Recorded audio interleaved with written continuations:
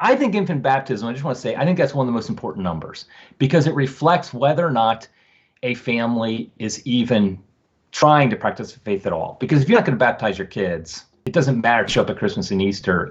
You're not doing the most, I mean, the number one thing you have to do, baptizing your kids. So infant baptisms matter. They also reflect a certain lag in that you don't get your kid baptized till you have a kid, and most people in our culture today don't have kids to their late 20s, early 30s, sometime around there. So a decrease in infant baptisms reflects a couple things. Obviously reflects that less kids probably being had, which is a problem, but also reflects the faith of people in their late 20s, early 30s in that age group.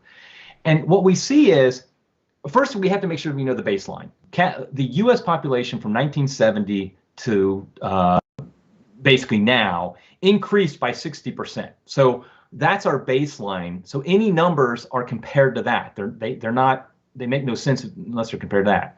The Catholic population has gone up in that time, although we can talk about in a minute, actually gone down since the year 2005, but overall since 1970 it's gone up. But then if you look at the infant baptisms, it goes down right after 1970. These are 5-year increments. It goes down right after 1970, which we can talk about in a minute. But then from 1975 to about 2000, 2005, around that time, it's generally relatively steady. But then, boy, and by the way, it's relatively steady while the population's increasing like crazy. So that's important to remember. So even steady is not good. But then it just takes a nosedive after the year 2000, over 41% decrease. But I would guess there's a number of factors that are involved in that specific decline from 2000 down. I think number one, obviously you have the abuse crisis that became known, is the best way to put it, because obviously it was going on before this, in 2002. That first decrease from 2000, 2005 and on down. I am sure the abuse crisis has a lot to do with it because it makes people realize, in my research, I haven't found that it makes practicing Catholics leave the faith as much as it makes the barely practicing Catholics leave the faith. They were already one foot out the door, and the abuse crisis just made them close it behind them. Yeah, it's the classic, well, we go Christmas and Easter and maybe for a confirmation or first communion. Right. But then you have the pressure of, well, they're a bunch of pedophiles. Why even do that? Why even make the 5% effort? And they either go one of two places. They either go to the evangelical church down the road or they go to nothing. And here in Texas, they go to the evangelical churches. Right. And that's half the people at these mega churches are ex-Catholics. I also don't think it's just the abuse crisis. I think what we see, the year 2000 represents something to me. It's 30 years from when the new Mass was implemented. And I look at the new Mass, 1970, as a bigger year than 1965 when Vatican II ended, because I feel like the new Mass is when people were impacted. Yeah. In 1965, your average Catholic was starting to see the changes. Absolutely. From 65 to 70, there were changes to the Mass. Things were happening. But it wasn't this huge change in their weekly life as a Catholic. 1970, big difference. 30 years after 1970 is 2000. So what we're seeing is this is the first generation of people having kids who grew up 100% under the new Mass. These are people who had no connection to pre-Vatican II, no connection to the 1960s even. And so I think that's another big factor in why we see this huge drop happening starting in the year 2000.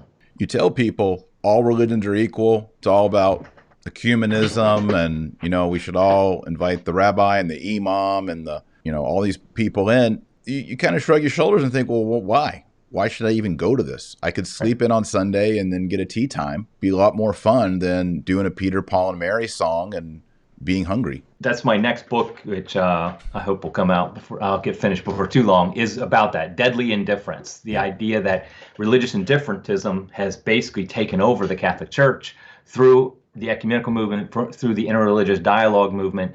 And it's true. It's like, well, if it doesn't matter, if the Buddhist is getting to heaven, well, then I am. Right. I mean, if everybody's just going, what's the big deal? Yeah, if the Buddhist isn't baptized and he's going to heaven, and the Hindu and the Jew are not baptized, they're going, well, why would I even baptize my own kids? People sometimes focus on the 1970 to 2019 being bad, but look at it in context.